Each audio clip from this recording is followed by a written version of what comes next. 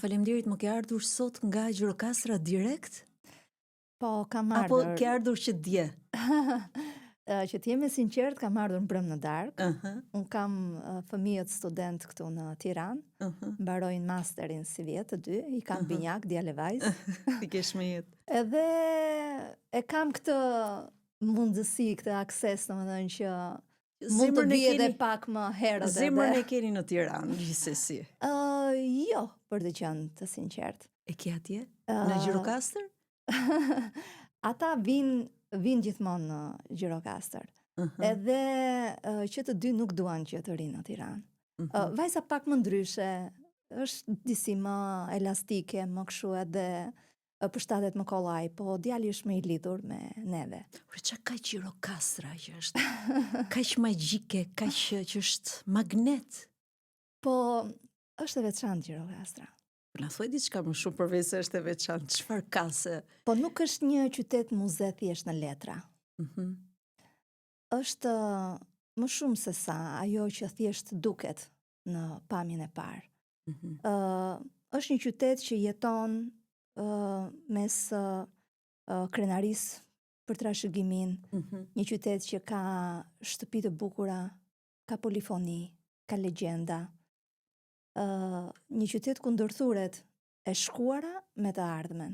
Dhe nuk është e lehtë që ta gjesh këtë lloj ndërthurjeje në qytete si Tirana. Tirana ndoshta është një qytet që të jep më shumë mundësi në jetën e sotme, në përditshmëri, në modernitet. Ndoshta është më lehtë të gjesh një punë, është më lehtë për të patur akses në disa lloje shërbimesh që ndoshta në provinca dhe në qytetet vogla si Gjirokastra mungojnë, por ti nuk mund të gjesh në Tiranë qetësinë që ke në qytete të tilla të vogla, si Gjirokastra apo dhe si Saranda, se unë nuk i ndaj dot. Po je rritur në Sarandë, veçse degën nga babai e ke në përmet apo jo? Shiko, unë në fakt një shtrirje të gjerë në të gjithë qarkun e Gjirokastrës. Edhe ndoshta ka qenë një rastësi. Kjo të ka ndihmuar madhomendja shumë për profesionin. Po më ka ndihmuar për profesionin dhe këtu të dilem. Ka qenë një rastësi ndoshta që unë edhe e kam bërë jetën time aty edhe kam zhvilluar edhe karrierën time profesionale.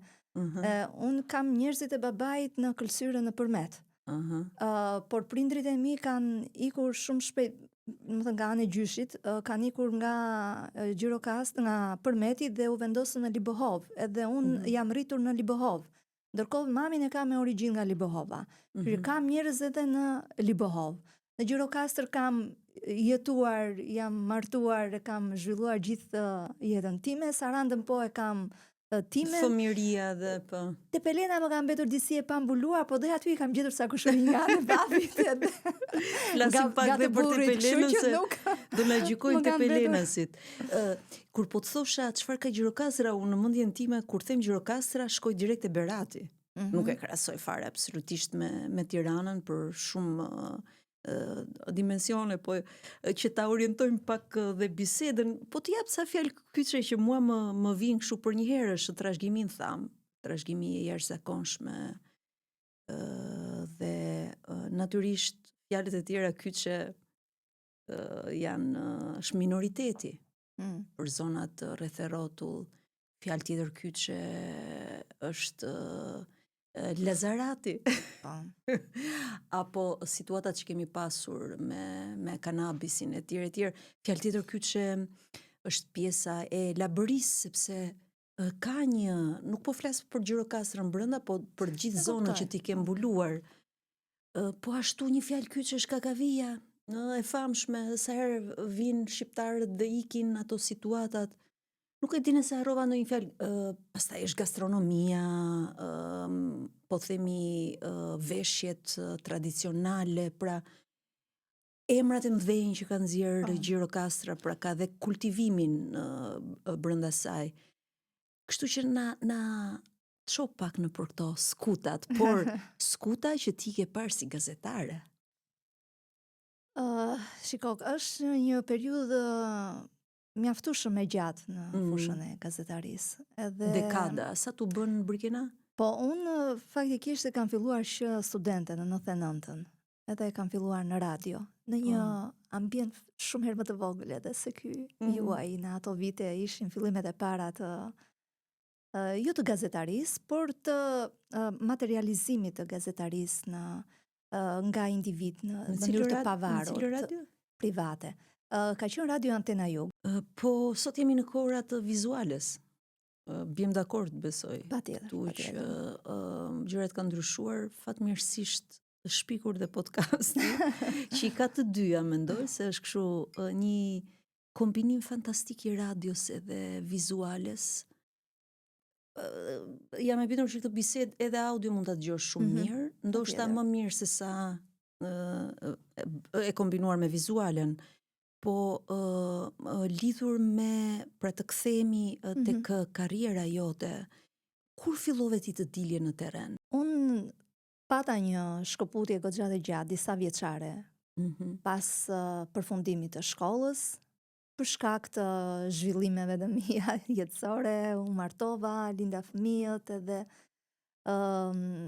synoja që të filloja të punoja në profesion. Unë kam mbaruar për gjuletërsi, pasionim ka qenë gazetaria gjithmonë. Unë gazetari kam dashur të studioj faktikisht, por duke qenë se kam mbaruar në 96, që ishte një periudhë shumë e vështirë, edhe për prindrit e mi ishte po kaq e vështirë që të më jepnin mundësinë që unë të vija të studioja në Tiranë. Edhe zgjodhëm Gjirokastrën si hapësirën më të afërt, edhe më lehtë të kontrollueshme dhe të aksesueshme nga unë.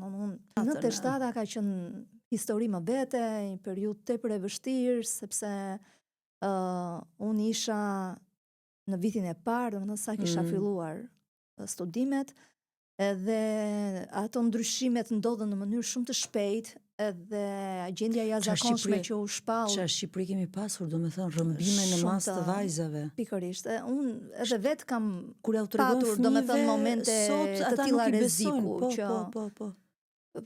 Nuk e di, kur kthehen pas tani edhe I mendoj çdo familje kishte nga një Kalashnikov që bënte qitje mëngjes drek dark. Domethënë kohë shumë të vështira, shumë të vështira. Mua më ka gjetë në shkollë shpallja e gjendjes së jashtëzakonshme, sepse ne ishim aktivizuar tek greva e studentëve, edhe ishim aty në grevë. Edhe momentin që u shpall gjendja e jashtëzakonshme, sot u shpall, të nesërmen filloi zbatimi dhe ne nuk patëm kohë që të iknim. Dhe mua më është dashur të ri disa ditë tek një shoqja ime në Gjirokastër.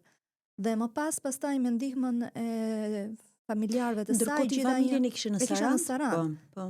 Pastaj munda të gjeja një autobus, ishte I vetmi që vinte nga Korçë dhe shkonte në Sarandë. Dhe kam qenë vetëm unë edhe Fatorinu dhe shoferi në autobus. Dhe gjatë gjithë kohës me frikë se ç'mund të na ndodhi. Do dilim pastaj, po.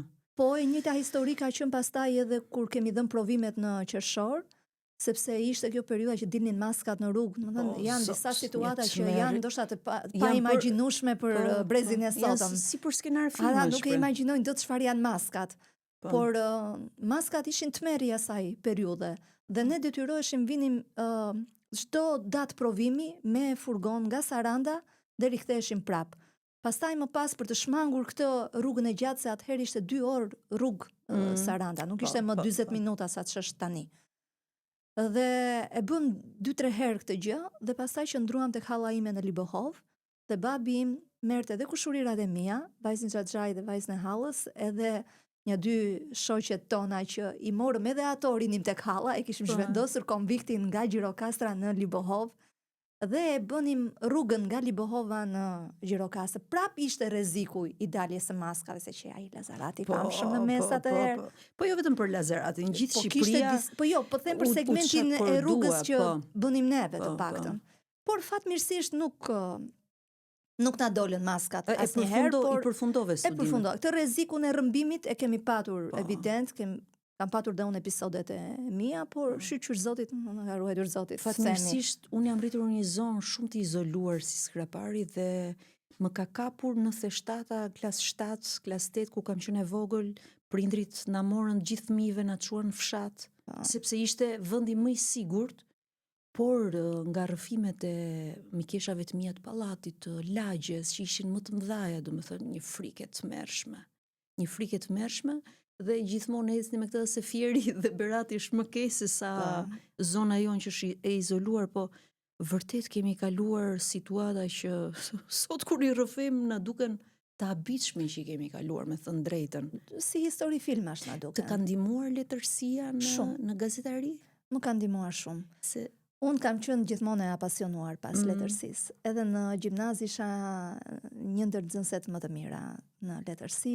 Po të ka ndihmuar në pikpamjen që ishe më e formuar apo edhe në rrëfim, në stil, në të gjitha. Unë kam lexuar shumë, lexoja jashtëmase shumë libra. Tani nuk lexoj më aq shumë sa kam lexuar, se janë shumë gjëra në mes, edhe koha, mungesa e përqendrimit, se gjyshet tona rriten fëmijët, rriten hallet, janë trasta bëhen thas thon. Kështu që nuk të lën koha tash të përqendrohesh të kesh mund ta lexoj një faqe libri 3 herë dhe I kthem prapë më çfarë 300 lexova se po kuptoj gjë. Dhe fakti që kam lexuar kaq shumë më ka ndihmuar për të qenë më e aftë për të shprehur bukur. Dhe fjala, komunikimi, shprehja ka qenë arma ime më e fortë gjithmonë. Edhe kjo sigurisht më ka ndihmuar edhe në gazetari. Ndaj edhe unë ju jam dedikuar aq shumë dokumentarëve në fillimet e mia tek Newsi sidomos, ku pata dhe më shumë hapësirë për të bërë. I pari fare që kam bërë tek Newsi ka qenë një dokumentar për Gjirokastrën, që kam bërë në sezonin veror. Pastaj kam fillova që të mendoja se si të bëja dhe të sillja tema të veçanta që nuk ishin trajtuar më parë. Shiko, pa kalu, na ngeli pyetje, si mendove ti për të futur në terren? Kam filluar tek Alpo TV-ja, fillova si redaktore dhe brenda një muaji kalova kryeredaktore. Pastaj fillova të merresha edhe me emisionet aty dhe mora gjithë situatën në dorë. Dhe gjatë kësaj periudhe që isha aty, fillova edhe tek Ora News. Kam punuar për një periudhë 2 vjeçare tek Ora News.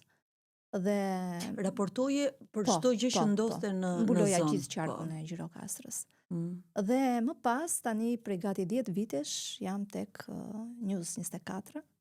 Edhe aty kam dhënë gjithë kontributin tim më të madh.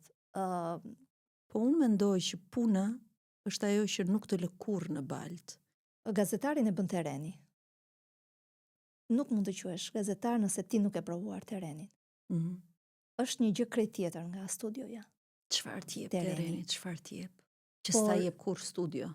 Të jep më shumë lirshmëri. Të zgjeron horizontin. Fillon të shikosh gjërat nga një këndvështrim tjetër. Nëse ti deri në ato moment I ke trajtuar situatat me hamendje, apo me çfarë ke dëgjuar, me çfarë të kanë thënë, apo edhe ke parë nga intervistat, ti tani shkon në terren dhe e prek gjën. Ti shkel aty ku është problemi. Ti flet me ato qytetarin dhe ai të thot shumë gjëra që ti nuk I shfaq në televizion, se kronika më e gjatë në televizion është 1 minutë e gjysmë. Ja 2 minuta apo të bërë ndonjë nder të madh të jetë ndonjë gjë ekstra. Nuk I kalon 60 sekondat. Po ti aty kalon një ditë të tërë me ta. Dhe gjithë ajo që merr ti pas, të mbetet ty. Është e jotja. Dhe ti pastaj do duhet që ta përmbledhësh atë në ato pak fjalë që ti çon në redaksi tek teksti që përmbledh aty dhe që shkruan. Dhe duke e parë nga afër se si është situata, atëherë ti je në gjendje që ta shpërbësh atë gjendjen, atë situatën, të gjithë e shtillon, e shikon mirë. Edhe ne ka patur raste që edhe me redaksin kemi diskutuar edhe debatuar edhe kemi thënë që jo, nuk është kështu, mos e thuaj në këtë mënyrë, se ka raste që ta ndryshojnë tekstin, nuk u japin atë që ti ke thënë apo atë që ke patur ti në mendje, e ndryshojnë për e keq interpretojnë ndoshta ata për ta shkurtuar, ndoshta për të përshtatur minutazhit të tyre, e presin, e shkurtojnë, e përshtasin. por kjo i ndryshon thelbin. I ndryshon thelbin komplet gjës. Edhe atëherë ti detyrohesh që ti thua që shiko se nuk është kështu, je jashtë sepse gjëja është ndryshe. Ose tani pas kaq vitesh përvojë, gjëja më e mirë që mund të bësh është që ta sqarosh që në krye të herës me redaksin edhe i thua që un kam bërë këtë lajm edhe ky lajm ka këtë thelb. Thelbi i lajmit është ky. Dhe atëherë ta kam mësuar përvoja kam përshtypjen. Ta mëson përvoja. Digjesh disa. Patjetër. Po, digjesh nga qulli i frynda kosit. Po. Ti ke mundësi ta krahasosh si e ke bërë gazetaren e terrenit para shumë vitesh me si e bën tani? Cilët janë armët që ka gazetari i terrenit? Po themi ka shumë kontakte, ka shumë njohje, e kupton situatën, e lexon situatën, shumë i mirë te sinjalizimi që i vjen, çfarë ka gazetari i terrenit? Po, kontaktet janë shumë të rëndësishme. Kontaktet janë shumë të rëndësishme, jo gjithmonë i kemi, jo gjithmonë na përgjigjen, edhe ajo që fatkeqësisht unë kam vënë re me kalimin e viteve është që gjithnjë e më pak të përgjigjen njerëzit. Po pse ndodh kjo? Vedi. Ka një lloj ndrojtjeje, të kurrjeje mes njerëzve për të folur. Edhe shumica e tyre thonë, kemi këtë hall. Hajde ta bësh një intervistë. Okej, do vi, do flasësh? Do më nxjerrësh edhe 2-3 të tjerë që të flasin, sepse më duhen sëra tuaj, s'mund ta bëj me hamendjen time për pa folur juve. Apo jo, ne nuk flasim, fol ti për ne. Me thonë, ndoshta kanë frikë për kina? Po ndoshta.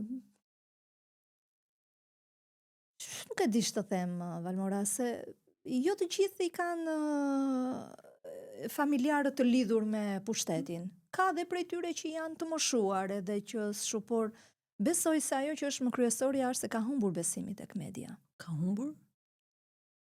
Ka humbur besimin tek media, sidomos në lokalitete si tonat, sepse mediat qendrore janë fokusuar më së shumti tek lajmet e përgjithshme, negativet, po njëherë që ato kanë një impakt komplet, domethënë të kundërtin e asaj që mendojnë mediat qendrore. Po. Domethënë shefa tan mendojnë se nëse ne do të japim raportime të detajuara për një vrasje, për një vjedhje, për një ngacmim seksual, për një aksident, për kjo që quhet nekrofilia kryesisht, po. Do të rritet shikueshmëria, do të rritet audienca, do ketë është e kundërta. Okej, vërtet ti mund të rritet shikueshmëria me shifra, sepse është kjo çështja e algoritmit që ti sa më shumë e klikon një gjë, aq më shumë ajo ecën, por kjo nuk do të thotë se impakti tek njerëzit është i njëjtë. Njerëzit janë të lodhur nga kjo gjë. Ndërkohë është gënjen komplet zonën dhe komplet atë audiencë aty që mund të ishte lidhur. Njerëzit janë të lodhur. Ata duan të shohin vetveten, duan të shohin hallet e tyre, siç i kishin më parë. Ne më parë kemi patur një minutazh të caktuar tek Newsi në edicionin e lajmeve, ishte një gjysmë orë që ishte i dedikuar vetëm për lajmet e rrethave. Dhe fillonin problematikat të gjitha me radhë. Çfarë ka Dibra, çfarë ka Kuksi, çfarë ka Shkodra, Elbasani, Korçë, Gjirokastra, nga një kronik për secilën. Dhe aty ai qytetari i thjesht që të ka dhënë ty intervistën, rri para televizorit që ta shohi, se në momentin që e mbaron se dhënë intervistën të pyet kur do jepet kjo? Dhe ti i thua që do jepet në edicionin e lajmeve. Dhe ai rri aty para televizorit dhe pret kur do dali që të shohë veten apo të shohë dhe të tjerët që kanë folur për hallin që ai ka. Sepse shpreson me mendjen e vet që pasi të transmetohet a kronik do ketë një reagim dhe në shumicën e rasteve ka patur. Kështu ka ndodhur. Por nga momenti që ti ja heq këtë akses qytetarit dhe ti vendos politik 90% e lajmeve dhe 10% tjetrën e ke kronik, dhe pastaj i fut sa lajme nga bota, dhe të njëjtin format e shikon te Newsi, te Reporti, te Topi, te tjetri, se mos të përmend emra tani se te Klani, shumë të tjerë, po. I përmenda zurat më erdhën në mendje, thosë, nuk është se i kam përmendëm më të mëdhenj pra. Të bëjmë qejvin, okay? Dhe atëherë, përse duhet ta shikoj një publik ta ndjekim televizionin? Më vjen mirë Brikina që e bëre këtë analizë, sepse ndonjëherë kur ne bëjmë këtë analizë nga Tirana, duket sikur jemi kështu gjitholog që dim gjithçka, po kur vjen nga ty, që e njeh situatën në mënyrë konkrete, vjen vërtet shumë e besueshme, dhe unë mendoj që ne si media nuk po ndihmojmë, dhe nuk e kam fjalën të ndihmojmë se nuk është se ne kemi qëllim të parë të po themi të bëjmë një ndryshim direkt, por ama kemi në dorë të shërbejmë publikut edhe me ato çështje sociale që ka, apo me ato çështje të problematikave që ndodhin. Megjithatë, me që dolëm te këto nevoja që mund të kenë njerëzit që jetojnë në atë zonë, cilat janë. Çfarë do donin njerëzit që mediat të flisnin më shumë, të shkruanin më shumë, të raportonin më shumë? Nëse mund na bësh një përmbledhje me ato gjëra që të vinë në mendje ty. Se patjetër do harrojmë shumë element, por patjetër, siç e kemi haruar dhe deri tani në fakt. Por unë të thash që njerëzit janë bërë më të ngurtë, edhe më pak bashkëpunues me median. Edhe ne, gazetarve, kanë filluar të na shohin me sy tjetër, nuk është se na respektojnë në thonjza si më parë. Sepse ndoshta dhe e kam parë që edhe roli ynë i gazetarëve, të paktën ne gazetarëve lokal, nuk është më ai që ka qenë i pari. Sepse ne jemi zhvlerësuar që nga mediat tona qendrore, edhe kjo është reflektuar pastaj edhe në edicionet informative, siç e përmenda edhe më parë. Dhe kjo i ka bërë njerëzit mosbesues. Dhe ne tashmë e kemi shumë të vështirë që të gjejmë një njeri që të na flasi për një problematik. Qoftë ajo një rrugë e prishur, apo siç patëm tani rastin e përmbytjeve edhe që pati plot problematika. Shumë pak arritëm të marrim me komunitet, me qytetar, me intervista prej tyre. Nuk flasin. Njerëzit i bien shkurtë, pse? Përse të flas? Çfarë fitoj unë? Momenti që flas. Nuk është se zgjidhet në një gjë, po themi. Po, as nuk zgjidhet, as ti nuk ma transmeton, nuk ma jep siç duhet, edhe përse duhet të... Pra gjëja humbet. Ti përpiqesh atje, gjëja humbet rrugës, humbet këtu në qendër, po edhe nëse u bë këtu në qendër, nuk është se ka të jehon edhe te mediat e tjera, apo te një audiencë më e gjerë, nuk shkon atje ku duhet shkoj tek veshja atyre që marrin vendime. Ka qenë më ndryshe më parë. Ka patur më shumë reagim edhe nga qytetarët, edhe nga pushteti vet. Se vjen zinxhir dhe kjo gjëja, se sa më i fortë jetë zëri i qytetarit, aq edhe më i shpejt do të jetë reagimi.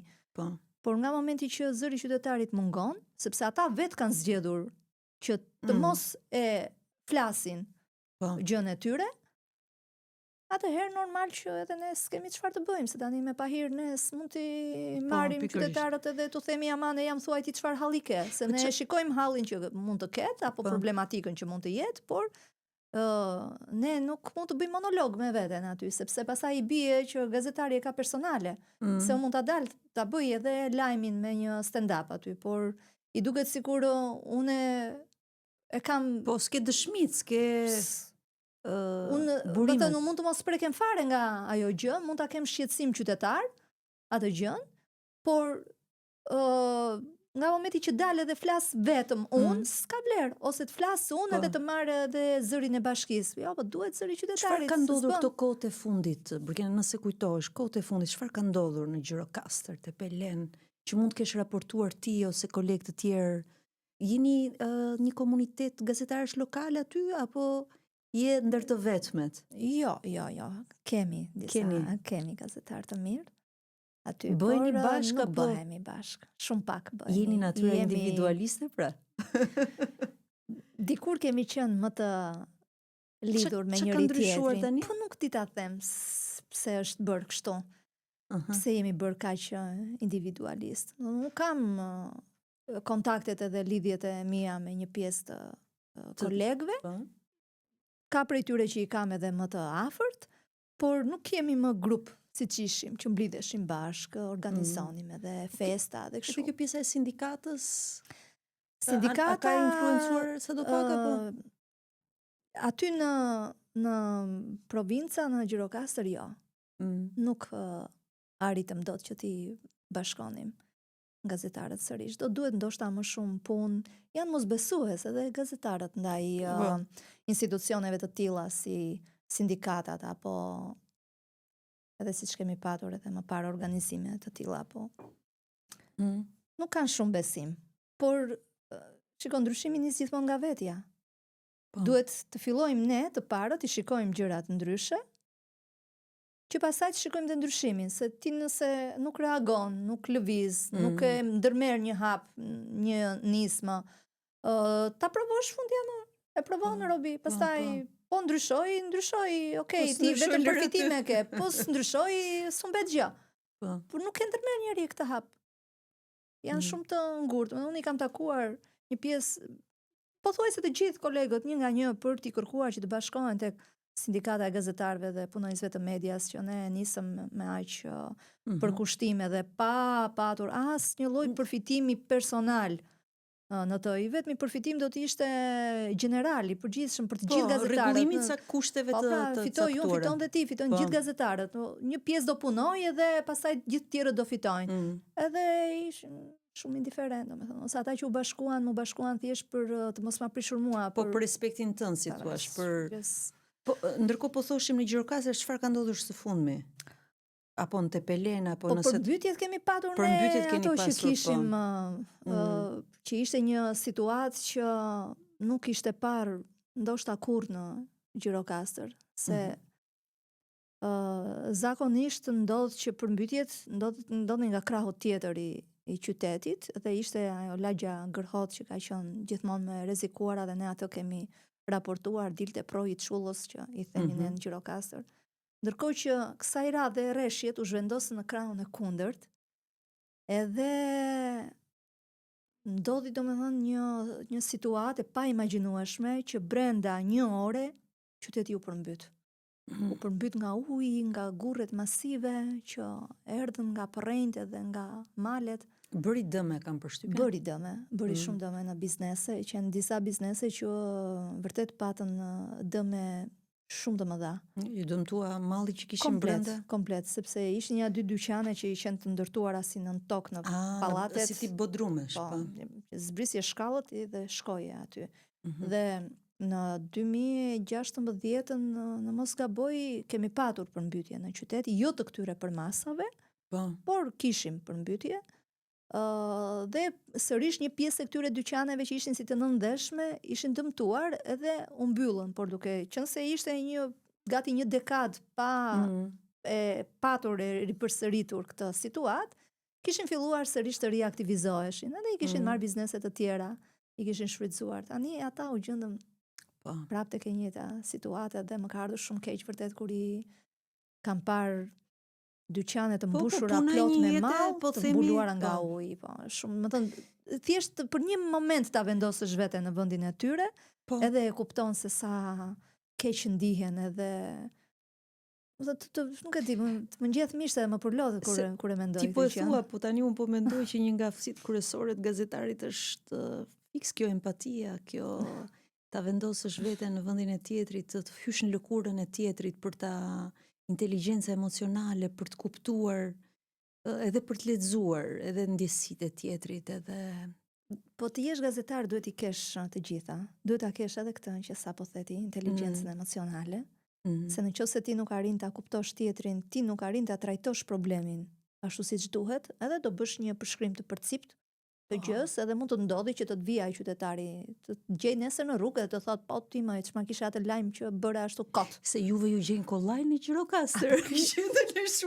Jo se në Tiranë gjendesh shumë kollaj edhe këtu, po. Është shumë e theksuar kjo, ky është problemi i një gazetari lokal. Po. Se ti e bën atë lajmin, po ti duhet të mendosh që ti je fëmijë dikujt, ti je kushëriri dikujt, je vllai, motra e dikujt, je shoqja e dikujt dhe ti do ndeshesh nesër me ato që i bëre lajmi sot. Po. Nesër do ta takosh në rrugë.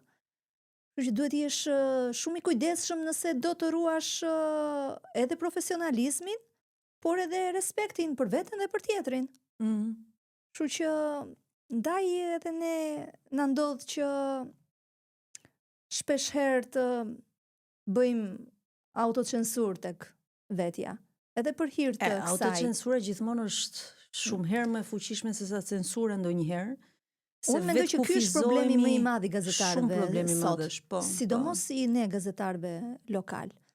Ti nuk je i lirshëm që të trajtosh gjërat ashtu siç i mendon, siç i shikon, apo edhe siç ti thon.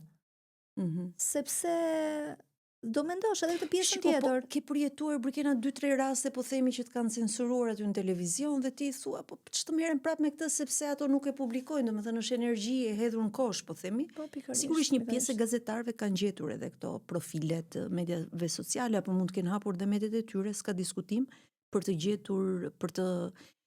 gjetur rrugë për të qenë afër me audiencën, po unë dua të pyes ku ndryshojnë këto hallet e Gjirokastrës me hallet e Tepelenës, po themi. Po nuk është se ndryshojnë shumë. Do flasim pak edhe për Tepelenën se ju ngelet qefi. Po thuaj se të njëjtat janë hallet e njerëzve, kudo. Nuk është se ka ndryshime. Thjesht ndryshon ndoshta mënyra e komunikimit. Se Tepelena, Labëria ka një identitet më të fortë, edhe një karakter më të drejt për drejt. Edhe ta thon atë gjën ashtu. Troç, siç u vjen, siç e mendojnë, më thon po kanë hall ata, nuk flasin më shumë se gjirokastritët e qytetit. Nuk është se flasin më shumë, atje është flas për median, më e vështirë bile se njohim edhe më pak, na njohin dhe më pak edhe është bëhet edhe më vështirë terreni, po. Por në rastet kur ata vendosin të flasin, ta thonë gjë në mënyrë të drejtë për drejtë, ashtu siç është, siç e mendojnë. Ndonjëherë edhe me më shumë pasion. Ndërkohë që gjirokastritët edhe kur e thonë janë më të kujdesshëm me fjalën. Nuk janë aq të drejtë për drejtë ata. Domethënë do duhet të jenë shumë të nevrikosur që ta thonë ore që ky çaj më nuk ja vlen edhe pik molla se ma shpive me këtë se ma solle fare. Po të thanë shiko ky çaj është i mirë, po kishte mundësi të ishte edhe më mirë pra. Po sikur të bëhet në këtë mënyrë, atëherë do jetë akoma më i mirë. Po. Kurse Tepelenësit janë më të drejtë për drejtë edhe nuk është pjesë e karakterit ajo gjë Tepelena, Labëria, gjithë ajo zonë ashtu janë. Nuk është se i presin mirë Gjirokastrit turistët? Absolutisht po. Absolutisht po. Unë të paktën nuk di në një rast turisti që të ketë ardhur të ketë ikur i pak. Po themi gjatë këtyre muajve? Vazhdon Gjirokastra gjithmonë. Po, shiko, turizmi dimëror është problematik në Gjirokastër. Edhe ajo që synojnë bizneset para një muaji, u mblodhën bizneset edhe bën një takim mes tyre, edhe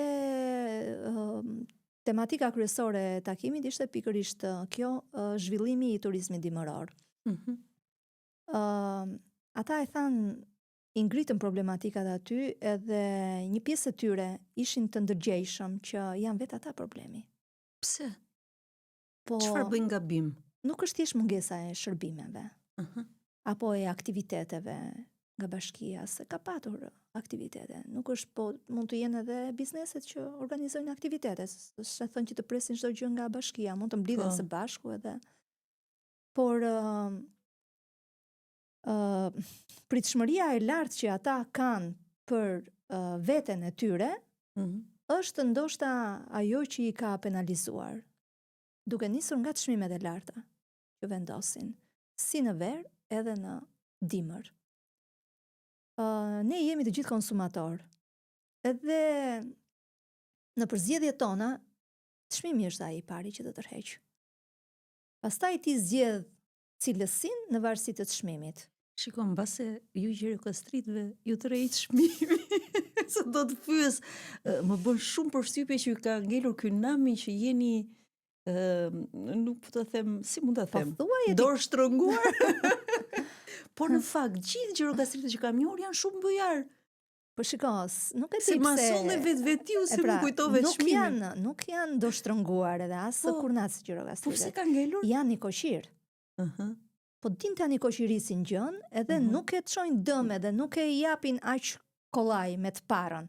Edhe ndoshta kjo nuk ju ka leverdisur pjesës më të madhe të njerëzve dhe pastaj e kanë interpretuar në këtë lloj konteksti.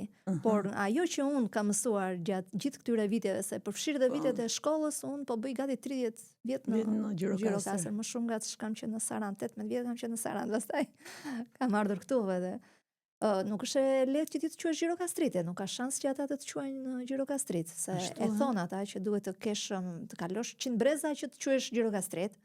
Unë as që e marr mundimin, por të them të jem e sinqert, as se kam dhe dëshirën që të quajmë, se unë jam shumë krenare për origjinën time, edhe kam shumë kënaqësi kur më quajnë sarandiote. E kam në kënaqje më shumë se ç'të të them, unë jam sarandiote, e tillë ndihem. Por kam arritur që t'i njoh gjirokastritët edhe fal profesionit, ai më ka ndihmuar shumë. Dhe ajo që mund të them është se janë nikoqir të mëdhenj. Pra nuk gjirokastritët nuk janë dorë shtrënguar. Jo, në qoftë se ti u merr zemrën, ja ke arritur gjithçka, e të japin shpirtin. Por kjo besoj vlen kudo, nuk është se është vetëm në gjirokastër. Por nikoqiria e tyre duket që tek recetat që bëjnë. Më të merr përbërës shumë të thjesht, të pakt, edhe nxjerr një produkt që ti të vlen. Dhe që sot është kthyer edhe në produkt turizmi, se gastronomia është një ndër atraksionet turistike. Ti je shumë e lidhur me gatim, se do të pyes dhe për këtë.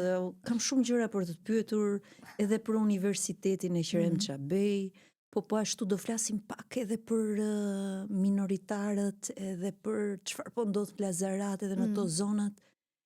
Po gjithsesi të kthehemi ta mbajmë natyralisht ku ti e nise për gatimin, çfarë ka zona gatime, po themi karakteristike që I kanë qëndruar kohës, ose që edhe ty të tërheqin për ti gatuar shpesh edhe për ti servirur në tavolinat e tua.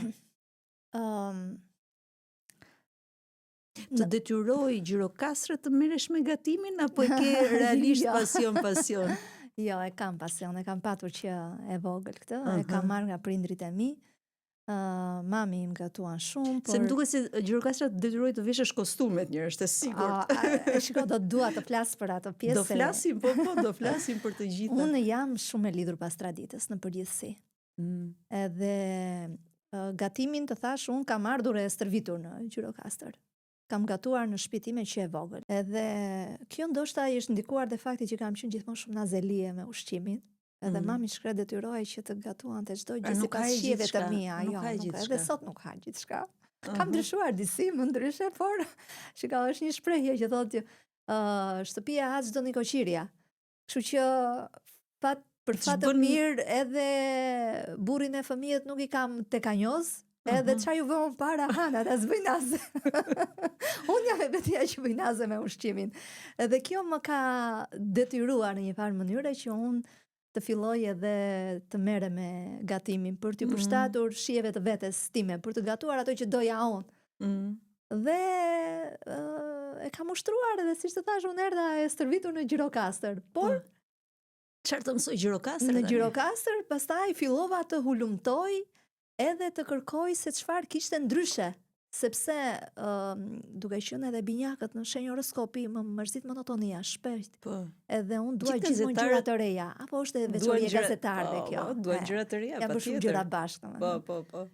Edhe fillova të kërkoja çfarë kanë recetash, çfarë sjellin, çfarë menuje ka gjirokastra. Nuk e ka shumë të pasur menun gjirokastra, po I ka pak e saktë.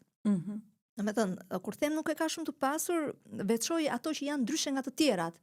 Sepse po të përfshin pastaj dhe ato recetat shqiptare që gatuhen kudo, okay, menuja nuk përfundon, po them ato që janë tipike specifike të Gjirokastrës. Dhe janë të gjitha receta shumë të thjeshta, por të ndryshe nga të tjerat. Çfarë për shembull? Na kujto 2-3. Shiko, unë kam arritur që të zbuloj edhe e kam thënë edhe në intervistat të tjera, pepekun e Gjirokastrës. Pepeku, çfarë është pepeku? Pepeku është një ëmbëlsirë shumë e veçantë, për të cilën unë kam hulumtuar, duke pyetur anet e Gjirokastrës, zonjat që merren me gatim, sepse e dëgjova diku si emër dhe e kam dëgjuar në një intervistë që ma tha dikush, po nuk më kujtohet tani se përse ishte intervista, por u përmend si emër, edhe ma përshkroi, më tha që është një ëmbëlsirë që bëhet me djathë të njom. Dhe kjo më rriti kuriozitetin. Dhe atëherë fillova të pyes dhe doja që ta gjeja se si bëhej kjo ëmbëlsirë. Dhe aty zbulova që kjo është një ëmbëlsirë e humbur. Nuk bëhej më në Gjirokastër. Nuk e gjeja askund. Dhe fatmirësisht e gjeta, edhe e kam bërë edhe në blogun tim të ditarin tim online e quaj unë faqen time të Instagramit. Pepeku si bëhet që mos pepeku se paska dhe emër shumë veçantë. Po, ka shumë të veçantë edhe emrin dhe në fakt e gjejmë në 2 variante. Në Labëri bëhet me krip, edhe serviret si një recetë e kripur, ndërkohë që në zonën e Gjirokastrës bëhet me sheqer dhe serviret si ëmbëlsirë. Dhe kjo e Gjirokastrës më pëlqeu mua, jo, bëhet me miell misri, me djathë të njom, me vezë, me miell misri, dhe me sherbet. Dhe është si pëlqeu varianti i Gjirokastrës. Ai më duki veçantë, sepse ky i Labërisë është më shumë si buk misri, që ne kemi provuar, thjesht që ti hedh dhe djathin e njom brenda, ose pak e ngjashme me flin, po thjesht është me miell misri, si një kek i kripur. Ndërsa të bësh një ëmbëlsirë me djathë të njom, që vjen nga tradita dhe nuk vjen me këto rikottat, me këto recetat e sotme që e kanë djathit të përfshirë në ëmbëlsira, por janë me këto cheesecake-et edhe cheesecake-et, më dhe recetat të huaja, të sjellura nga jashtë. Edhe ti e shikon si një recetë ndryshe që të shne kripura me të ëmblën, por duke qenë se është një recetë e ardhur edhe e pranon ashtu si të është, edhe thua, do ta provoj kur të kem mundësi. Kurse kjo është një recetë që vjen nga tradita, dhe të mendosh që një traditë të tillë ne e kemi patur shumë herë para se të njihnim cheesecake-un. Dhe është vërtet një recetë e mrekullueshme. Zona ka përdorim më shumë të mishit, të brumrave në përditshmëri, po flas. Mishi është kryefjala në jug. Nuk po flas për jugun, se nuk di të them tani se si mund të jetë në zonat të tjera. Zonat të tjera, ndoshta këtej nga Shqipëria e Mesme apo nga Veriu, por në jug mishi është kryefjala. Mishi pjekur. Kë gjejmë karar neve, po s'patëm mish. Mish të pjekur në hell. Mish të pjekur në hell. Që është në pazaret, në restorantet e pazarit të Gjirokastrës është më pak. Aty janë më shumë recetat e traditës, sepse edhe turistët ato kërkojnë edhe me ato tërhiqen më shumë me recetat e traditës,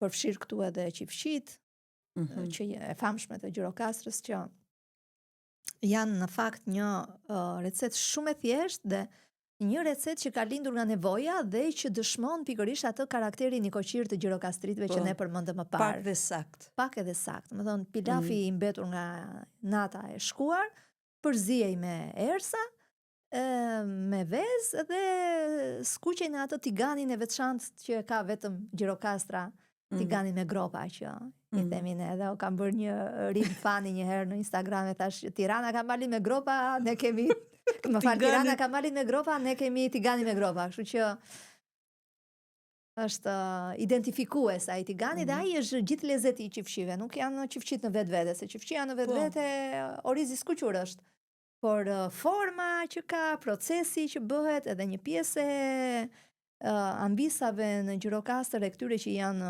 përkushtuar biznesit, servirin tek turistët pikërisht këtë, procesin e përgatitjes qifshive, apo procesin e përgatitjes recetave të ndryshme, sepse ato duan turistët të provojnë një gjë ndryshe. Kanë ata dëshirë që të shikojnë gjëra me të cilat u shngopur syri. Ata vinë në Gjirokastër pikërisht për atë që ka të veçantë, për trashëgimin, për shtëpit e vjetra, për traditën, për polifonin. Por ruhen mirë shtëpitë e vjetra? Po, shiko, aty gjen nga të gjitha. Problemi i shtëpive të vjetra në Gjirokastër është shumë pronësia. Edhe unë e kam trajtuar në disa shkrime të mia, në disa dokumentare që kam bërë. Shtëpitë gjirokastrite, duke qenë se ndërtoheshin të tilla që brenda tyre të jetonin disa breza, kanë edhe shumë pronar. Dhe mungesa e dakordësisë mes pronarëve ka çuar që një pjesë e këtyre banesave të rënohen sot. Edhe është shumë keqardhse, domethënë që ti shikosh gjithë pasuri që s'është vetëm e tyre, por është edhe jona.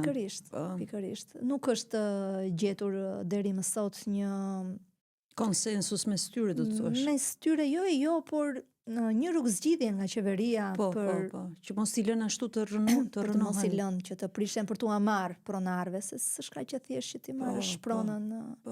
Pronarëve nuk e lëshojnë kaq kollaj, por problemi është se ata as nuk i rregullojnë vet, as shtetit nuk ja japin që ti rregulloj shteti, apo ti shesin me një çmim të arsyeshëm dikujt që ka dëshirë ti marrë dhe të bëjë një biznes. Se kemi edhe raste të tilla që kemi patur shumë banesa që janë restauruar vitet e fundit dhe janë sjellë në formate të shkëlqyera, duke e ruajtur komplet, domethënë fizionominë e shtëpisë, dhe janë kthyer në biznese, në hotele, në bujtina, dhe ajo e rijetëzon pikërisht sërish qytetin, domethënë pak nga pak, nëse vazhdohet kjo lloj praktike, pak nga pak qyteti do rikthehet tek vetvetja. Por duke qenë këto problematikat e tjera në mes, i kemi të dyja anët, pra. I kemi edhe ato që po rijetëzohen, edhe këto të tjera që janë të shkretuara ashtu. E thash pak me shaka më parë që të detyroj Gjirokastër të veshësh te kostumet popullore, po kostume tradicionale ke në shtëpi? Kam qenë gjithmonë e lidhur me traditën, më ka pëlqyer gjithmonë tradita. Ne në familjen tonë, për shembull, mami im këndon shumë bukur lapshe, të tërë këndojmë lapshe, dajot e mi në qajnë lapshen. Unë përpiqem, po hajde mos se si arri, por e shfrytëzoj. Edhe i me më dhe tezja këndojnë, po unë nuk kam zë. Unë nuk di shumë këngë, po një që di e këndoj. Edhe tek së fundmi, kisha para një muaj, isha e ftuar nga gazetarët e Sarandës. Ata bën një aktivitet ku u dhan disa çmime gazetarëve të Sarandës, edhe na ftuan atje, e këndova unë atë lapshen time, ashtu siç e di unë. Se e këndoj për kënaqësinë time, nuk ka nevojë tani, nuk kemi dalë të bëjmë konkurs. Unë kam patur fatin që atë dasmën time të vogël, se nuk kam bërë dasmën të madhe, një familjare të vogël kemi bërë, por e kam realizuar me procesin e këtyre dasmave tradicionale shqiptare, që sot nuk janë më. Sot i kemi shumë moderne dasmat, po i kemi shumë të bukura, vërtet. Ka disa elemente që unë ndoshta do të doja t'i kisha si nuse në dasmën time. Por kur e shikoj tani me gjak ftohtësi dhe e shikoj tani në këtë mosh që jam, edhe me këtë pasionin që kam për traditën, mendon që ke bërë mirë që e ke bërë ashtu. Sa mirë që unë nuk e bëra me dëshirë. Unë mua ma bën prindrit dhe u bë sepse ashtu bëheshin atëherë. Do me thënë, ti ishe nusja, ti do rije, duhet të mbaj atë qëndrimi statik të nuses, u vesha me fustan ose rije, pa tjetër. Por njerëzit kur vinin dhe mblidheshin në darkë në shtëpi, apo ditën që do përcillej nusja, këndoni lapshe. Komplet ana e nuses, këndonte ato këngët për nusen, nusja, si është ajo... Nusja jone mirë, apo dhëndëri si keci shtirë. Ti bejtesh, pra. Po pra, si ti bejtesh, po të kënduara me këngë. Ja kthente ana tjetër, pastaj e dhëndrit. Të njëjtën gjë edhe kur shkova tek te shtëpia e bashkëshortit, e kishim edhe atë muzikën që kërcenim, po i alternonim. Po. Dhe më shumë u bë pas orës 12 ishim ne të rinj që vu muzikë dhe kërcynim për çefin ton. Se deri në 12 ishte tradita. Se deri atëherë ishte tradita, do këndonin, do merrnin me radhë fisi, siç ishte një herë njëri, një herë tjetër. Po ishim te kostumet, çfarë të duket bukur ty që kjo lidhje e fortë që kisha me traditën, edhe duke e jetuar në këtë lloj mënyre që të thash, kjo ma ka rritur ndjeshmërinë ndaj të bukurës tek tradita shqiptare. Dhe ka qenë profesioni ai që më ka dhënë mundësinë pastaj që unë ta prek nga afër. Edhe duke qenë kaq e lidhur me traditën, vendosa që të bëja një dokumentar për kostumet popullore gjirokastrite, dhe ka qenë periudha kur sapo kishin filluar artizanët e parë në Gjirokastër që të punonin kostume popullore për turistët, pra ta kthenin në një biznes turistik. Po. Dhe unë kam bërë dokumentarin me petkat e historisë veshur. Dhe aty kam veshur për herë të parë kostum popullor. Dhe më pastaj e kam... Na i përshkruaj tani vizualisht, ka jelekun e gjatë, si ka Gjirokastra? Do të bëj përshkrimin e pirpiris, të cilin unë e kam qenë e para që e kam veshur këtë kostum, është punuar nga arbëror Lizeta, nga Lizeta Hatika, artizania e Gjirokastrës. Ajo e ka sjell këtë kostum pas 30 vitesh. Ishte pothuajse i humbur. Kostumi i vajzës dhe nusës gjirokastrite është i mrekullueshëm. Dhe unë e kam veshur në disa aktivitete atë kostum. Edhe në një kur kam prezantuar një koncert fëmijësh për ditën e 14 marsit në qendër të sheshit të Çerçizit, dola e veshur me ta. Edhe kur kam bërë sërish një ceremoni prezantimi dhënies të titujve të ambasadorëve të paqes, duke qenë se jam vetë ambasadore e paqes edhe sekretare e Këshillit të ambasadorëve të paqes në Gjirokastër, dhe vendosa që edhe unë edhe bashkë moderatoria ime të dilni me kostume popullore aty. Ndoshta s'kishte lidhje me eventin, por duke qenë se u bë në Gjirokastër, u bë dhe në ditën e letërsisë, edhe kjo artizania që kishte bërë këto kostumet, Lizeta, merrte titullin si ambasadore, mendova të bëja këtë lidhje dhe të sillja një frymë gjirokastre tek një event shumë i thjeshtë, ishte shumë simbolik. Dhe procesin e përgatitjes së pirpirisë e kam ndjekur pothuajse hap pas hapi. Dhe i kisha thënë Lizetës që unë dua të jem e para që ta vesh. Nuk dua t'ja lësh njeriu tjetër. Dhe e para e kam veshur dhe e kam promovuar tek njosi. Ai është, nuk e di, është deri më sot kostumi më i bukur që unë kam parë. Ka proces të gjatë shumë veshuri? Asaj është dashur 3 vjet për ta punuar, dhe të duhet ndonjë çerekore 20 minuta e mirë me ndim që ta veshësh, sepse ka ato pjesën e brendshme të këmishës. Këmisha është e qëndisur poshtë me një bordur që shfaqet vetëm ajo që duket nga këmisha. Pastaj ke fundin kadif mbi vete. Ke pastaj jelekun, këmishën e brendshme, edhe ajo e qëndisur me temina, dhe tek duart me mëngë të gjera, këto të varura shumë të bukura, e qëndisur me kanë atë bordurën e punuar me gjilpër, që është sërish një ndër punimet e dorës më të rralla dhe më të veçanta. Edhe ai i ruajtur nga disa gra gjirokastrite, shumë të pakta dhe ato në numër, që e punojnë këtë punimin me gjilpër, që është shumë herë më finë se sa punimi me grep. Mbi të pastaj vishet jeleku i brendshëm, që është një jelek i shkurtër, edhe ai me motive, me lule të bukura, me ngjyrë floriri, të qëndisura shumë bukur. Dhe mbi të pastaj është ajo që jep edhe emrin kostumit, jeleku i madh, që quhet jeleku i pirpiris. Dhe ai ka një seri. Me çfarë ngjyre është ai? Ai është i zi me lule ngjyrë floriri. Fundi është vishnje, jo tamam vishnje, është si Leila, Leila e ndezur, e bukur. Jeleku është i kuq, brezi prap që vihet edhe brezi këtu është si kuq, edhe këpucët janë si vishnjen, mos gaboj, dhe ato me qëndisura me lule, dhe jeleku mbi vete është i zi edhe me lule ngjyrë floriri. Dhe nga pas, jeleku ka një seri palash, të cilat kur hapen, dhe unë kam bërë një foto, që kam jelekun të hapur, ai është si krahët e një shqiponje. Po.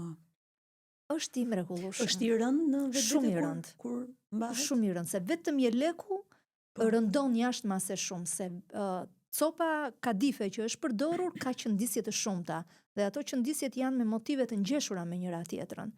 Edhe plus pastaj dhe ato të tjerat të brendshme, të gjitha peshojnë, dhe ti duhet çik fuqi ta ngrish ata. Në bukur unë e vizualizova në momentin që ti po e rrëfeje dhe po tregoje detajet. Dhe të mendova për një moment se si do dukshe me atë, megjithëse kam parë dhe një foto. Ndoshta s'është kostumi specifik. Besoj ai është. Ai është? Kam bërë disa foto, kam edhe një dy foto të tjera me mikrofon, domethënë që kam qenë e veshur me atë dhe duke folur. Ky ishte kostumi, të thash, i vajzave dhe nuseve të Gjirokastrës, që vishej për raste. Dhe këtë kostum kryesisht e bënin ata që ishin në gjendje të pasurit. Dhe do kishe një kostum të tillë, tregonte që edhe niveli yt shoqëror ishte shumë i lartë. Edhe ky ka kapele, nuk ka shami, ka kapele me thek floriri, një kapele të vogël, por unë se kam vënë asnjëherë kapelen se të flokët e mia nuk krija asnjë lloj kapele. Nuk do duke i kapelja të flokët se ke kaçurile. Kam bërë një dy foto në fakt me kapele, po kështu sa për të shkrepur momentin e shkrepjes, se pastaj nuk qëndronte, por në përgjithësi kostumet në Gjirokastër janë shumë të pasura. Të tilla janë, me motive të shumta të qëndisjes. Po më që kjo zona minoritare e fshatrave ka kostume. Ku diferencojnë me... Kostumi i dytë që për mua vjen pas Gjirokastrës është ai i Lunxhërisë. Deri më dje ka qenë Lunxhëria si kostumi më i bukur i Gjirokastrës. Deri në momentin që u rishfaq Pirpiria. Dhe sigurisht që lunxhotët nuk e pranojnë këtë gjë, edhe për ta është kostumi lunxhot ai më i bukuri. Është i mrekullueshëm kostumi lunxhot, edhe mund ta kesh parë edhe më shpesh. Kostumi lunxhot është i zi komplet me një xhaketë të madhe, të themi, ose fustan të madh të zi, me një brez të madh me patllake metalike, me motive edhe ajo, edhe me ato mëngët e gjera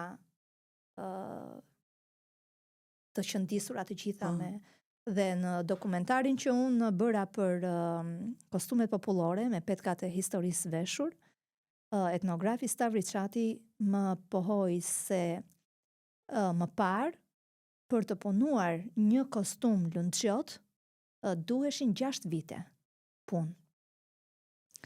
Sepse çdo detaj, çdo gjë ishte e qëndisur dhe çdo material më thënë ishte bio në atë kohë, domethënë nuk kishte produkte të gatshme të veshjeve, të rrobave, dhe i prodhonin çdo gjë nga lëkura, fijet të gjitha ngjyheshin me produkte bimore, me qep, me arra, me gjëra të tilla të natyrës, dhe gjithë ky proces sigurisht që kërkonte kohën e vet, edhe shtonte edhe kohën e përfundimit të kostumit, dhe çdo gjë qepej me dorë, dhe shto këtu dhe faktin që nuk ishte energji elektrike dhe s'kishe dritshim, dhe punoj vetëm ditën. Edhe kjo sigurisht e shkurtonte edhe kohën, se tani ditën ti s'mund të punoje gjatë gjithë kohës, por ata që merreshin me kostumet ishin njerëz të veçantë dhe merreshin vetëm me këtë gjë. Dhe 6 vite punë duheshin për një kostum lunxhi, edhe ai është shumë i rënd.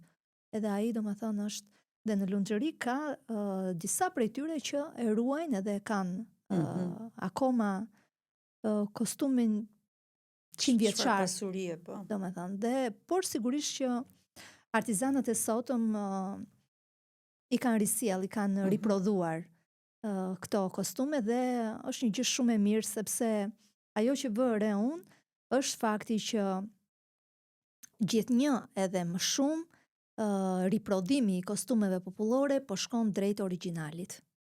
Okej, ne mund të themi që nuk kemi materialet të njëjtat, por i kemi shumë të përafërta.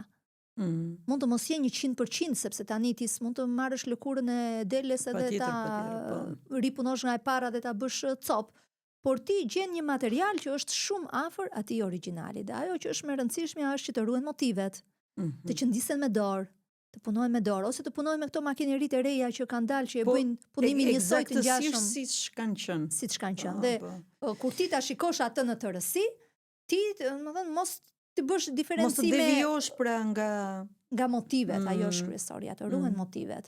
Dhe me aq sa kam ndjekur unë, ka goxha përmirësim në këtë aspekt, dhe të paktën Lizeta që unë e kam ndjekur më afër ka sill disa kostume të riprodhuara, jo vetëm të Gjirokastrës, por edhe kostumin jeshil të Lundxhit, edhe ky ka qenë një kostum tjetër i humbur, se njeh vetëm ai i ziu, por Lundxhi ka të ndara me ngjyra, kostume sipas moshave, dhe ky jeshili vishej për vajzat e reja, ndërkohë që ky i ziu vishej në një moshë shumë më të vonë. Me thënë, kanë histori prapa, çdo kostum ka historinë e vetë, dhe është, në të sill shumë kënaqësi zhbirimi i këtyre traditave dhe informacioni që merr dhe mëson nga to. Shumë interesant. Po zona e fshatrave ku Dropoli, ku diferencon?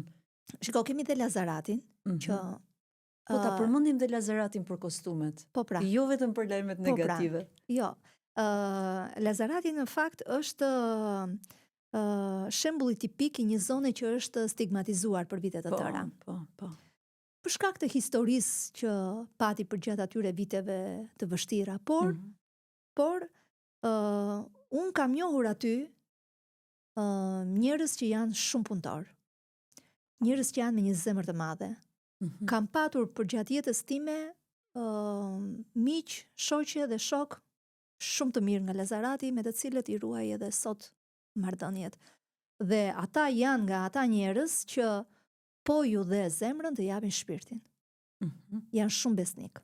Nuk të lënë ata, po të thanë mik shtëpie. Dhe i kanë ruajtur shumë traditat. Lazarati ka kostumin e vet popullor, me çitjanet kuqe. Dhe atë kostum e kanë riprodhuar kaq gjerësisht, sa që e kanë bërë pjesë të traditës së tyre të festimeve familjare dhe kryesisht të dasmave.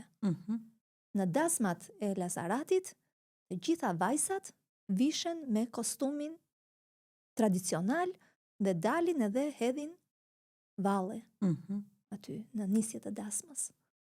E kanë traditë të tyre dhe është një traditë e mrekullueshme. Është shumë e bukur. Dhe së fundmi, Lazarati është kthyer në kryefjalën e turizmit. Se ti më pyete për turizmin në Gjirokastër, po nuk bëhet turizmi në Gjirokastër vetëm në qafën e pazarit edhe në zonën muzeale, tek shtëpitë e vjetra, në lagjet e vjetra të Gjirokastrës. Bëhet edhe nëpër rrethina. Çfarë ndodh në Lazarat? Dhe një prej tyre është Lazarati. Pse shkojnë turistët aty? Po, ne kemi unë kam një kolege dhe miken time shumë të mirë, Kristina Fidhin, që është gazetare dhe ajo ka qenë tek topi, por tashmë është tërhequr edhe i është përkushtuar totalisht biznesit të vet. E cila mund të them me bindje se i ka dhënë frymarrje turizmit në Gjirokastër dhe ka qenë një ndër nismëtaret e zhvillimit të turizmit në zonat rurale të Gjirokastrës. Duke qenë se ajo ka biznesin e vet turistik dhe sjell turist nga gjithë bota, por turistët e saj janë kryesisht turistë elitar, edhe nuk janë turistë që vinë me një çantë shpine edhe kërkojnë gjën më të lirë edhe dhomën më të lirë, thjesht hanë një byrek në dorë dhe ikin, por janë turistë që kërkojnë aktivitete, kërkojnë traditën, kërkojnë kulturën, kërkojnë të mësojnë edhe të eksplorojnë.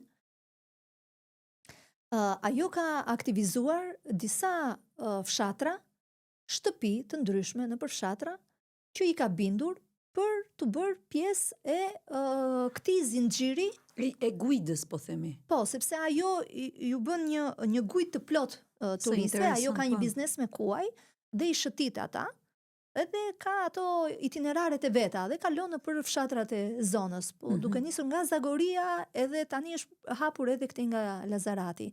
Dhe ka biseduar me disa prej banorëve dhe i ka bindur ata që të hapin biznese turistike. Dhe ata kanë hapur mini bujtina, edhe dikush të ofron një gjë tjetër, dikush një gjë tjetër, dikush të ofron si të bësh byrekun, dikush të ofron si të bësh çajin, dhe në Lazarat është një zonë që merret vetëm me çajra. Ka një shumëllojshmëri çajrash që të gjitha janë bimore, sepse zona aty është shumë e pasur nga ana natyrore, edhe Lazarati është njohur gjithkohën, banorët e Lazaratit janë marrë me mbledhjen e bimëve medicinale, dhe ato tani i kanë bërë si servizhu, si çajra për turistët. Ka dhe bujtina që janë hapur, ku turisti shkon dhe qëndron aty gjatë gjithë ditës, bën aktivitete të ndryshme, gatuan bashkë me të zonjën e shtëpisë dhe shijon më pas atë gatimin e vet, dhe shijon polifonin, sepse ta thash që ata e kanë shumë të zhvilluar traditën dhe polifonia është një ndër elementet kryesore që ne kemi në Gjirokastër. Dhe nëse në verë i gjen në grupet polifonike për kaldrëmet e Gjirokastrës u dalin edhe këndojnë, kemi ato netët e polifonisë në gusht, ku turistët mblidhen edhe i filmojnë edhe ndoshta përpiqen të mbajnë edhe atë ison, edhe është një gjë e mrekullueshme. Njëjta gjë ka filluar dhe në Lazarat. Kemi grupin e atyre polifonistëve të Lazaratit, të cilët këndojnë edhe ju japin turistëve me vete një kujtim të mrekullueshëm, të paharrueshëm, dhe mund të them me bindje që fytyra e Lazaratit sot është krejt tjetër nga ajo që ne kemi njohur shumë vite më parë, nga ajo që unë si gazetare kam raportuar që në fillimet e mia të gazetarisë, kur sa mirë që po na i thua, Brikena, që situata është edhe që turizmi ka marrë dhe këtë zhvillim përtej qytetit të Gjirokastrës. Me që më kujtove këtë Gjirokastrit, ku i bëjnë pazaret? Po në Janin i bëjnë. Tmerrshme. Po është një orë larg. Një orë larg është Janina. Çmime më të mira, çmimet më të lira, cilësi më e mirë, ndërkohë që është bërë realitet shoh këtë zonën. Tirana do 3 orë e gjysmë që të vim neve në Tiranë. Kështu që edhe kosto janë më e lartë. Të gjitha zonat që janë afër kufive tan, qoftë po themi Kuksi me Kosovën, apo Korça në pjesën tjetër me Greqinë, apo dhe ju nëpërmjet Kakavijës, i ke realiteti i zonave është që naftën e marrin në këto shtete, po i gjen më lirë, Valmora. Detergjent, domethënë gjithë ato që mund të... I gjen më lirë dhe me cilësi shumë herë më të mirë. Kështu që është zgjidhje. Kështu që ti më mirë shkon aty një herë në muaj, i bën pazaret e gjithë muajit, edhe... Po është shumë dëshpëruese për Shqipërinë. Po është dëshpëruese, po tani... Për këto sipërmarrjet e vogla. Po duhet të fillojnë të reagojnë. Po. Të reagojnë, mos t'i bajnë çmimet kaq të larta. Se nuk, domethënë, kjo është konkurenca, është konkurrencë si gjithçka. O do të konkurroj nga brenda, o do të konkurroj nga jashtë. Nëse ti do të mbijetosh në treg, atëherë zgjidh. Shiko, nuk janë të gjithë ata që vënë, se jo të gjithë e kanë mundësinë që të vënë në Janin. Ata që kanë mundësinë vënë, pjesa tjetër nuk vënë, por është dëshpëruese që ta shikosh që ti të njëjtin produkt e gjen në Janin me X çmim dhe kur vjen këtu në Gjirokastër e gjen me 2 fish. Apo kur ti shkon në supermarkete dhe ato produktet që shiten me oferta, që zakonisht thon 1+1, marketet tona i ndajnë. Po ju mbetet ajo etiketa. Edhe ti e shikon, e kupton që ai e ka ndarë dhe ti ndihesh i tradhtuar. Edhe ndihesh nuk e di, i shfrytzuar, keq. Kur thua, po pse valla, ky e ka bler me ofertë të gjëm, pse ma shet mua tek e tek? Po shite më me ofertë siç e more. Vëj edhe pak më të lartë çmimin, po që se ke merak të fitosh më shumë. Po të paktën... Por qëndro korrekt tek ajo, po pikërisht për zhbesimi me konsumatorin që është edhe na rrëfeve deri tani, Brikena, jetën tënde, po një pjesë e rëndësishme e jetës tënde është edhe promovimi që po i bën në Universitetit e Qerem Xhabej. edhe të artë ka shumë e natyrshme. Unë nuk e njëja këtë dimensionin të promovues me thënë të drejtën, po çfarë të shtyu që shkove edhe pranove këtë pozicion edhe këtë detyrë që nuk është e njëjtë me gazetarinë, apo jo? Jo, nuk është e njëjtë, është e ngjashme. Ka ngjashme. Ka pikë prerje. Ka pika takimi me gazetarinë se ti do duhesh një aktivitet ta promovosh dhe ta shkruash bukur dhe po nuk pate pak del gazetarie, nuk e arrin dot këtë gjë. Se PR-i nuk është thjesht të bësh thjesht një postim, sepse shumica kanë një perceptim të gabuar të PR-it në një institucion. Pas atij postimit që duket, fshihet shumë. Si e kam kuptuar unë PR-in dhe si e kam perceptuar edhe çfarë ju kam ofruar unë e prorëve të mi në momentin që vendosa që ta pranoja një detyrë të tillë. Unë nuk kam kam thjesht, siç të thash, një prezantim të përcipt të gjës, por kam vendosur që një institucion që shihet si i vjetër, si ç'është universiteti e Qeren Çabej, që është një institucion mbi gjysmë shekullor, ta sjell në dimensione të reja dhe ta sjell sa më afër realitetit dhe të sjell aty atë histori që nuk shihej nga ky institucion, sepse shumica e shikonin thjesht si një hapësirë ku ti shkon, jep provime edhe merr një diplomë në fund, kryen punë dhe ikën. Edhe kaq. Por ajo është një hapësirë që ka një jetë të vetën. Ka një jetë që zhvillohet aty. Që nga këto aktivitetet e vogla që mund të duken të parëndësishme në dukje, por që e mbajnë gjallë institucionin, mbajnë gjallë studentin, vënë në lëvizje pedagogun që përgatitet për atë aktivitet, studion, sjell një material, sjell një studim, ka projekte që zhvillohen aty të cilat janë në ndihmë të komunitetit.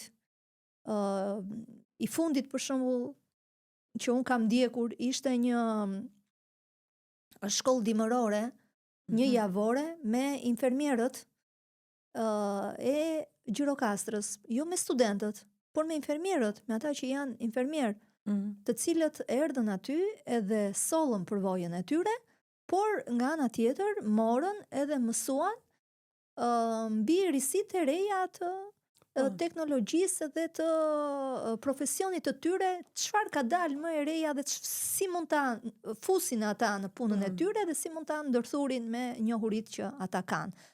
Dhe më pas këto njohuri ata vinë edhe i shpërndajnë edhe për studentët tanë.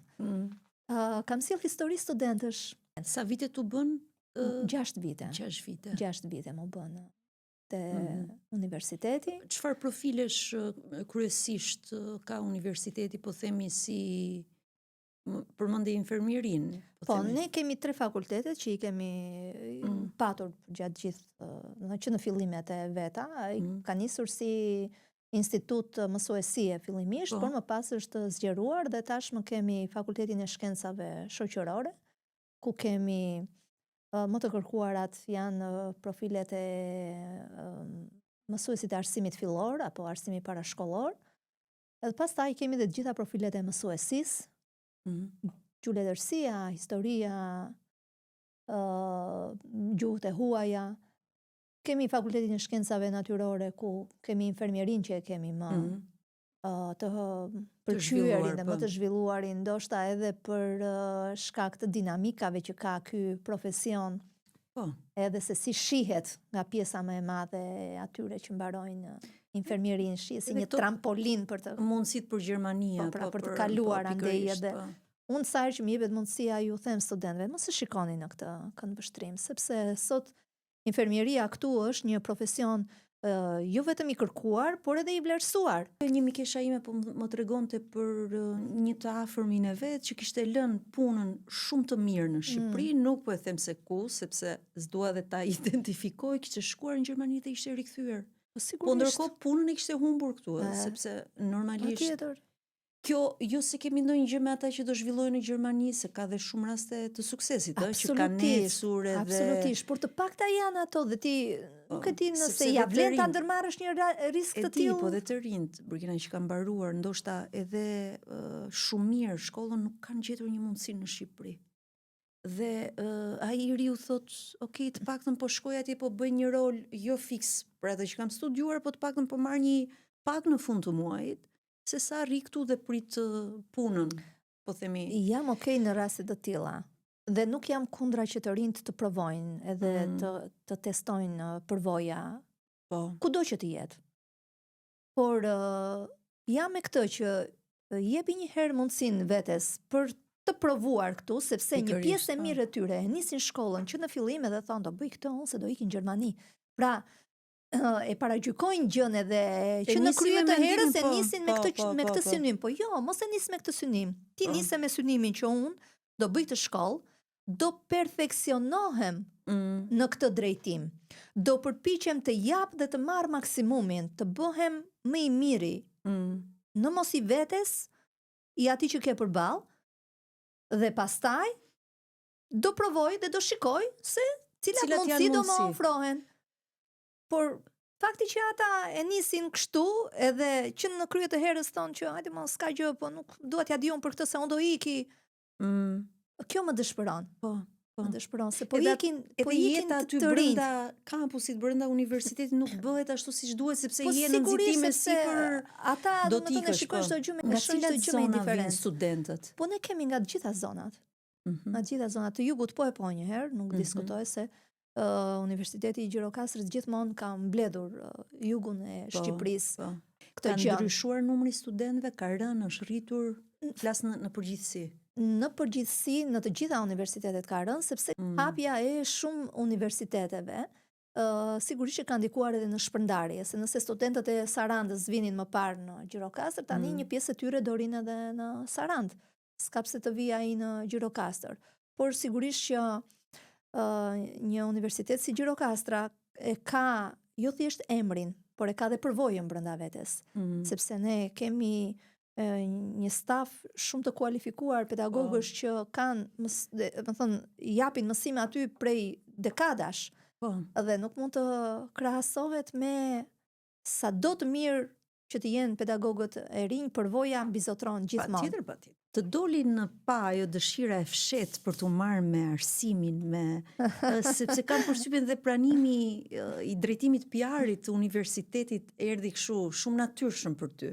Po si e balancon kohën me gazetarinë, apo je dedikuar më shumë këtë periudhë? Jam dedikuar më shumë PR-it. Këtë periudhë. E bëj më me pasion, më pëlqen që të merrem me të organizoj aktivitetet. Vjet i fundit që ishte organizimi ceremonisë së diplomimit. I shkon në mendje çdo një, kush paguan më shumë, PR-ja apo gazetaria? Po, aktualisht unë bazën kam universitetin. Sepse gazetaria ka ato problemet e veta, edhe prej kohësh ka pësuar një rënje të ndjeshme në procesin e vetë zhvillimit. Kështu që megjithatë gazetaria Burkina të ka dhënë këtë lloj fleksibiliteti që ta jep vetëm gazetaria për ta transformuar, ridimensionuar, sepse kështu është një dritare apo një derë që ti kalon. Unë e kam pasion gazetarin.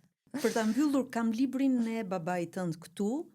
Dhe ke punuar me shumë dashuri me kopertinën, me redaktimin. Bënte gabime gramatikore? Sa ato titrat i qaje për ti kapur, në fakt është një libër e përvojës së tij, të zotit Behar Xhani, dhe këtu mund na rrëfesh më shumë lidhur me jetën, profesionin që ka zhvilluar në Sarandë. Babi ka qenë oficer marine, ka qenë me pozicion drejtues në bazën ushtarake detare të marinës, Dhe ka ardhur aty fill pasi përfundoi studimet në shkollën e Marinës, që në vitet 70, kur ishte ende një djalë i ri tek të 20-tat e veta, dhe aty pastaj u zhvillua gjithë jeta e tij. Ne ishim duke biseduar bashkë dhe më thot babi që unë kam shkruar disa kujtime të mia, tha, dhe i kam mbledhur aty, tha, do ti jap, tha, ti kesh ti ruash edhe si ta mendosh ti ndonjëherë, më tha mua. Thashun, po mirë, po të bëjmë ndonjë libër, i thashun, bëjni një libër, s'ka problem. I them, oba, ti ke shumë kujtime nga krijimi i bazës. Bëjmë më mirë një libër për bazën, sepse do sjellësh disa detaje që nuk i njohin njerëzit, sepse unë i mësova ato detaje gjatë bërjes së dokumentarit. Dhe do ketë edhe më shumë interesi, thash, edhe për njerëzit, edhe për ata bashk kolegët e tu, bashkëmoshatarët e tu, pra është një gjë që sjell një histori të panjohur të bazës ushtarake dhe detare të Sarandës, që prej krijimit të saj dhe deri në shpërbërjen e vet në 97-ën. Dhe është një libër i plot, i gjithanshëm, është vërtet, ka dalë vërtet shumë i bukur, sepse ka histori shumë. Falenderoj shumë, Brikina. Faleminderit edhe ti, Valmora. Do të kemi rast edhe në biseda të tjera kur ti ta ndjesh që ke 2-3 gjëra të reja nga zona me vrap telefon dhe e përsërisim sërish një bisedë tjetër. Të falenderoj shumë. Faleminderit dhe rrugë të mbar në kthim. Faleminderit, shumë kënaqësi. Faleminderit.